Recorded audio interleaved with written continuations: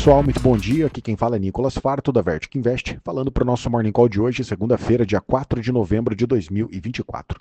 E o mercado opera com leve viés de alta, mas sem grandes movimentações antes da agenda carregada nessa semana, que vai incluir eleições presidenciais e também decisão de juros lá nos Estados Unidos. Na Ásia, o dia fechou com alta para as bolsas na China, com os investidores lá de olho nas eleições dos Estados Unidos e também aguardando por mais medidas de estímulos que devem ser anunciadas pelo governo chinês nessa semana.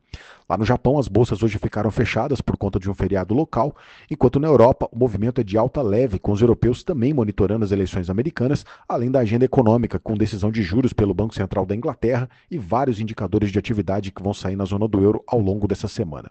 Nos Estados Unidos, a semana passada fechou negativa, com o Dow Jones caindo 0,15, enquanto o S&P acumulou queda de 1,37% e o Nasdaq caiu na semana 1,51%. Nos indicadores, na semana passada, o relatório de inflação PCE e os relatórios preliminares de emprego vieram acima do esperado, enquanto o principal número da semana, o relatório de emprego payroll, ficou bem abaixo do projetado. Nas ações, destaque para os resultados da Amazon e da Intel, que vieram melhores do que o esperado, enquanto do lado negativo, os resultados da Microsoft e da Meta acabaram decepcionando os investidores. No final, acabou pesando mais a incerteza sobre o espaço para corte de juros e o receio sobre o resultado das eleições presidenciais que vão acontecer nessa semana e que, claro, podem mexer com o humor dos investidores. As eleições vão acontecer amanhã, terça-feira, lá nos Estados Unidos. O resultado sai ao longo da semana. Essa disputa está bem dividida e, claro, isso pode acabar influenciando o movimento das bolsas mundiais agora para o final do ano.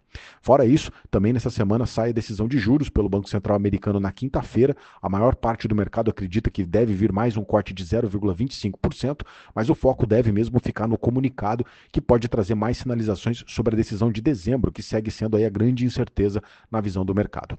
Atualizando aqui as bolsas agora, o S&P futuro está subindo 0,27%, lá na Europa o Eurostock 600 está subindo 0,25% e em Londres o FTSE está subindo 0,63%. No Japão o Nikkei ficou fechado e na China o Xangai Composite subiu 1,17%. O índice dólar, o DXY, está caindo agora 0,5% e os juros de 10 anos do mercado americano operam com queda de 1,54%, a taxa anualizada agora é cotada a 4,30%. O petróleo está subindo bastante agora pela manhã, o Brent está subindo 2,30%, o barril agora é cotado a $74,80, o petróleo hoje operando em alta, depois que a OPEP publicou que deve adiar o aumento de produção aí que estava planejado para dezembro, o que, claro, acaba afetando o lado da oferta, e também por notícias de eventuais novos ataques lá no Oriente Médio. O minério de ferro também fechou com alta nessa madrugada na China. Hoje o contrato mais negociado em Dalian subiu 0,91% e fechou aos $109,74 a tonelada. No universo cripto, Bitcoin recuou nos últimos dias, voltando para baixo aí dos $70 mil.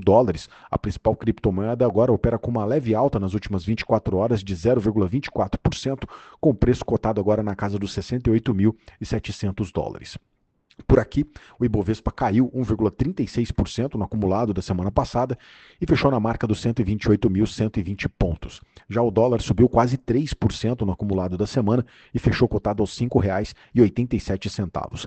Na curva de juros, o movimento de estresse também foi grande, com o mercado local aumentando a percepção de risco em função da falta de informações sobre as medidas de cortes de gastos do governo, que ainda não deu mais detalhes sobre essa campanha.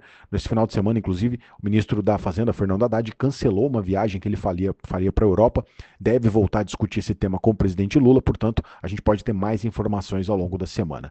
No corporativo, destaque para os resultados do Santander e do Bradesco, que acabou não ajudando na performance das ações, com as duas caindo logo após a publicação.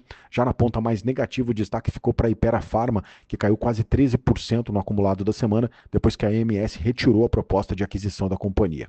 Do lado positivo, o destaque ficou para a Ezetec, que subiu mais de 10% no acumulado da semana, depois que o mercado repercutiu o resultado do terceiro trimestre, que veio com números melhores do que o esperado. Para fechar, na agenda dessa semana, destaque também deve ficar por aqui na decisão do Copom, que o mercado aqui vem acreditando que deve vir com uma nova alta para a taxa Selic de 0,5%. Além disso, também vai sair nessa semana a publicação da nossa inflação, o IPCA de outubro, que vai sair na sexta-feira e que, claro, deve ficar no radar de todo mundo. Esses são os destaques para hoje. Eu agradeço a sua companhia e te desejo um excelente dia. Um grande abraço, valeu e até amanhã.